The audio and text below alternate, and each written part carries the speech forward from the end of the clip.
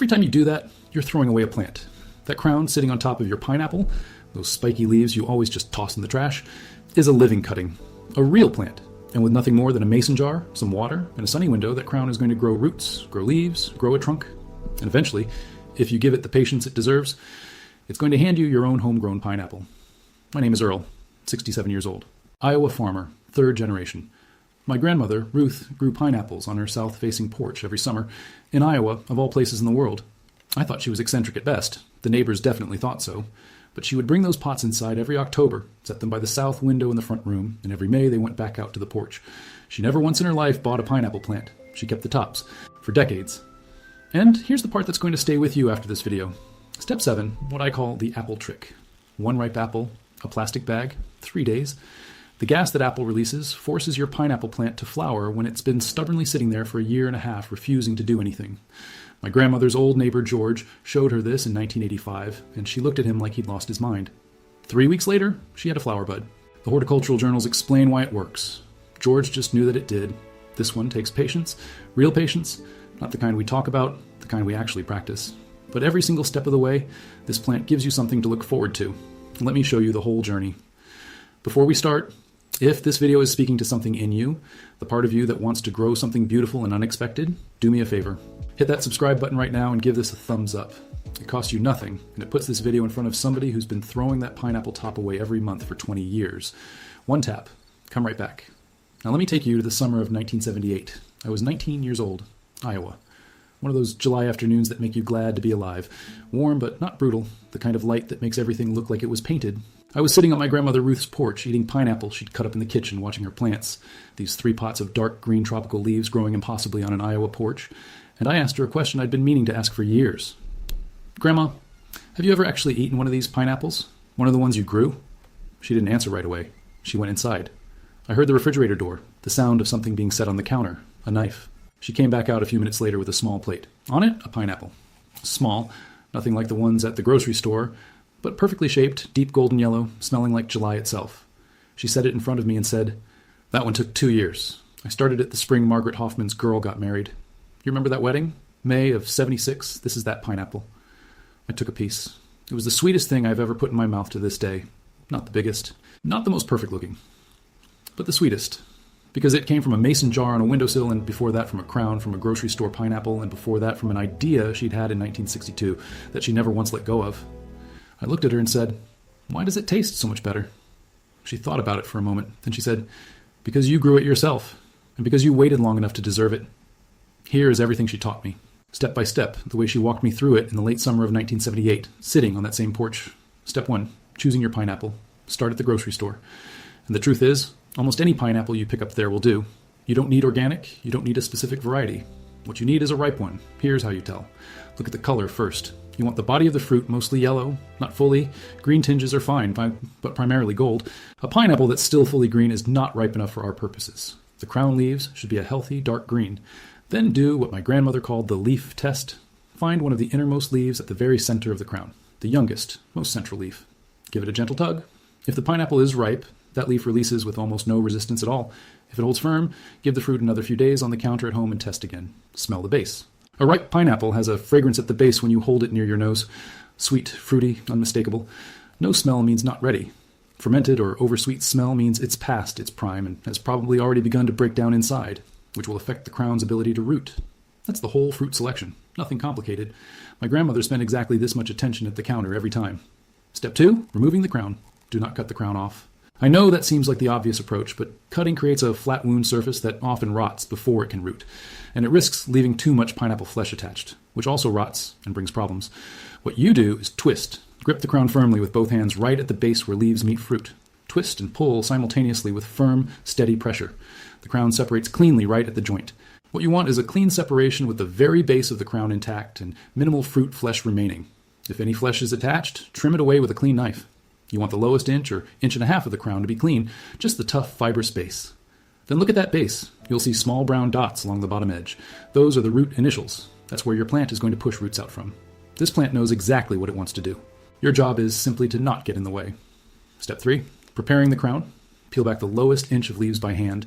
Just snap them off at the base, working around the stem until you've exposed about an inch of the central stem. This exposes the area where roots will emerge and prevents buried leaves from rotting in the water.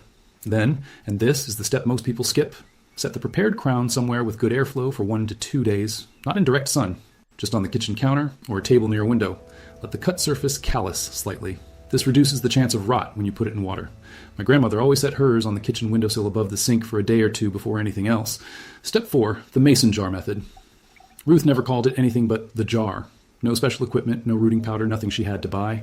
Just a mason jar, the same mason jar she used for canning jam and tomatoes and everything else, filled with clean water. Place 3 toothpicks into the crown's base at equal spacing around the stem, angled slightly downward. These act as supports that hold the crown suspended with its base, just touching the water surface rather than submerged completely. You want the root zone in contact with water, not the entire stem sitting in it. Set the jar on your sunniest windowsill. South facing is ideal in any northern climate. Change the water every 2 to 3 days without fail. Fresh water prevents bacterial growth that will slow rooting or kill the process before it starts. In 2 to 3 weeks, you'll see the first signs of white root threads beginning to emerge from the base. By 4 to 6 weeks in warm conditions, or 6 to 8 weeks in cooler months, you'll have a healthy root system an inch or two long, sometimes more. That's your signal. This is one of those things where you check on it every couple of days and nothing seems to be happening and you start to wonder. And then one morning you look and there they are, little white threads reaching down into the water. My grandmother used to call this the moment of commitment. She said, "The plant has decided, now we plant it." Step 5, into the soil. Once your roots are established, an inch or more, confident and white, it's time for soil. And this is where a lot of first-timers make the mistake of using garden soil or regular potting mix. Don't. Pineapple is a bromeliad. It grows naturally in sandy, well-draining tropical and subtropical soils that dry out between rains.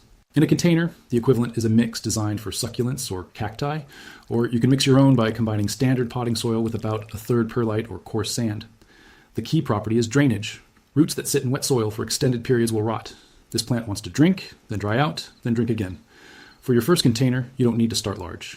A 6 to 8 inch pot is perfect for the first several months. The plant will tell you when it needs more space. When you see roots beginning to emerge from the drainage holes, it's time to move up. By about 15 to 18 months, a healthy plant will be ready for its permanent container. My grandmother used terracotta pots because that's what she had. The video I studied that informed much of this process used a whiskey barrel. Those large half-barrel wooden containers you see at garden centers. If you have one, it's ideal. The plant will spend years in it, and it won't need to move again. 16 inches wide and deep is a workable minimum. A whiskey barrel, which runs about 20 to 24 inches, gives the plant a forever home. When you transplant, position the crown so the base of the leaves sits right at soil level. Not buried, not elevated high above the soil. Right at the surface, firm the soil gently around the base. Water thoroughly, let it drain completely, and then hold off on watering again until the top inch of the soil is dry to the touch. For that first week, some growers place a clear plastic bag loosely over the crown to create a humid microclimate while the plant settles into its new medium. Remove it after a week and let the plant acclimate to ambient conditions. Step 6, light, water, and the Iowa winter rule. This plant needs sun, real sun, not a bright room, not near a window. Full sun, at least 6 to 8 hours daily, from June through September outdoors, on a south-facing porch, a patio, a deck. Anywhere that gets unobstructed, direct light through the warmest months. Watering is where most container-grown pineapples are accidentally killed. This is not a thirsty plant. Let the top inch or two of soil dry out completely between waterings. In summer heat, that might mean watering every 5 to 7 days. In cooler conditions or indoors in winter, much less, sometimes 2 weeks between waterings. Feel the soil. If it's still slightly cool and damp an inch down, it doesn't need water yet. Now, for those of us in Iowa, in Kentucky, in Tennessee, in any state where winter temperatures drop below 60 degrees Fahrenheit, which is the growth floor for this plant, here's the rule my grandmother followed without exception. When nights start dipping below 60 in late September or early October, the plant comes inside, period, before the first frost warning. Before the night, you check your phone at 10 p.m. and see 34 degrees before. It doesn't survive a frost outdoors, and it won't tell you when it's in trouble. It just stops. Inside, your sunniest south-facing window. Rotate the pot every few weeks so the plant doesn't lean permanently toward the light, waterless. Do not fertilize during the winter months. The plant is resting. Let it rest. In May, when nights are reliably above 60, back outside it goes. This cycle, outside for summer, inside for winter, is exactly what my grandmother practiced for more than 20 years with her porch plants. They thrived because she respected the rhythm. For feeding, add a balanced fertilizer twice during the growing season. Once in late winter before you take the plant outside. February if you're in a northern climate. Once more in June when the plant is in full summer growth. A slow-release fertilizer scattered around the base works well. My grandmother used her own compost, mixed into the top layer of soil and fish emulsion, diluted in her watering can. Whatever form you use, feed in February and June. That's the calendar. Step 7, the apple trick. And this is the one that makes the whole video worth watching. Let me tell you about George. George lived 2 farms down from my grandmother. He came from a family that had farmed in South Florida for 3 generations before moving north. In the summer of 1985, my grandmother's pineapple plant had been growing for 18 months, big and healthy, full of leaves, doing everything right. But no flower, no sign of a flower. She was patient by nature, but after a year and a half, she was getting frustrated. George came by one afternoon. He walked up to the plant, looked at it for a moment, and said, "When did you last put her in a bag with an apple?" My grandmother stared at him. "George, what are you talking about?" He said, "Take a ripe apple, put it next to the plant inside a closed plastic bag for about a week. The apple tells the plant it's time to flower. My daddy did this. His daddy did this. I don't know the science of it. Just do it." My grandmother did it 3 days later. One ripe apple. She used a Macintosh from her own tree, inside a large clear plastic bag with the plant, sealed loosely at the top. 7 days, she took the bag off, went back to her routine, watered, waited. 3 weeks later, the flower bud appeared. I'm not making that up. Here's the science my grandmother didn't have and George didn't need. Ripe apples release ethylene gas as they age. Ethylene is a natural plant hormone that triggers flowering in bromeliads, the plant family pineapple belongs to. Commercial pineapple growers have used controlled ethylene applications for decades to synchronize flowering across entire fields. Your grandmother's neighbor figured it out with an apple in a bag. When to use it? Your plant needs to be mature enough, at least 12 months old, preferably 14 to 18 months, and the plant needs to be in good condition. This is not a rescue technique for a struggling plant. It's a nudge for a healthy plant that's taking its time. How to do it? Choose a very ripe apple. The riper the better, the more ethylene it's producing. Set it next to the base of your plant. Enclose both the apple and the entire plant inside a large clear plastic bag, sealed at the top. Leave for 3 to 5 days, checking once to make sure the apple isn't creating mold that could harm the plant. Then remove the bag and the apple. In 2 to 4 weeks, you should see the flower bud begin to emerge from the center of the plant, a small reddish-pink cone pushing up from between the leaves. Once you see it, you've crossed the threshold. The plant has committed, the pineapple is coming, watch it grow. This is the most satisfying part.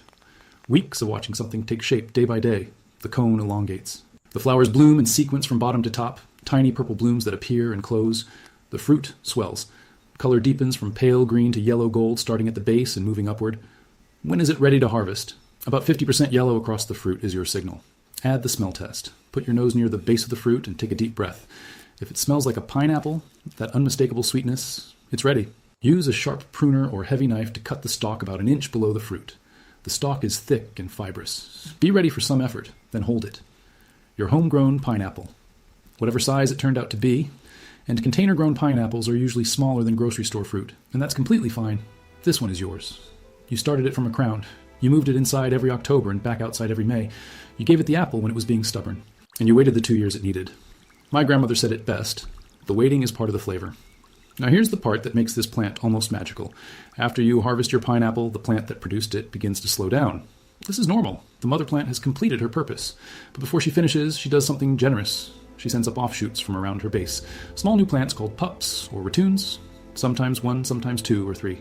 They emerge from the soil around the mother, or from the lower stem just above soil level. These pups are identical to the original plant. Same genetics, same potential. You separate them from the mother plant when they reach about a third of the mother's size, usually several months after the harvest. Snap or cut them away cleanly at the connection point. Let them callus for a day or 2.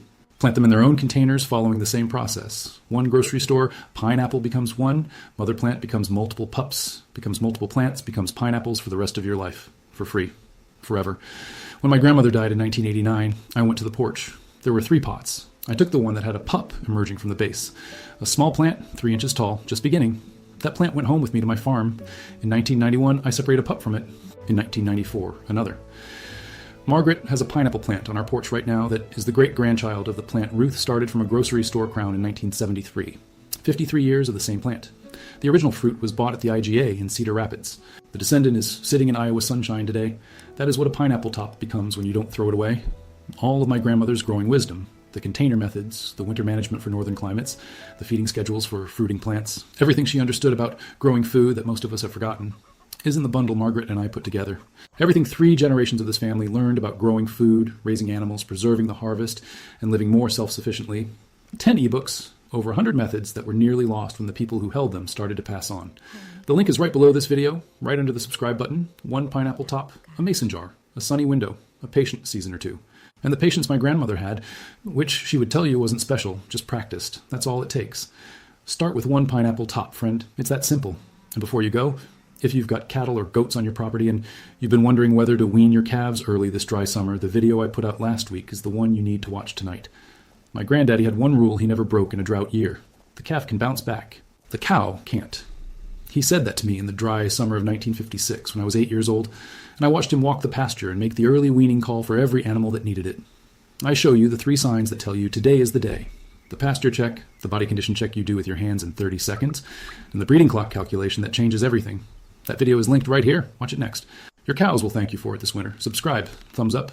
Go buy a pineapple this week. Twist the crown off. Set it in a mason jar in your sunniest window. And tell me in the comments, do you have a plant or a seed or a cutting that came from someone you loved? Somebody who's gone now? Drop it below. I'd love to hear what's growing in their memory. I read every single one of y'all, and I'll be replying tonight. Ruth's plant is on our porch. What's growing on yours?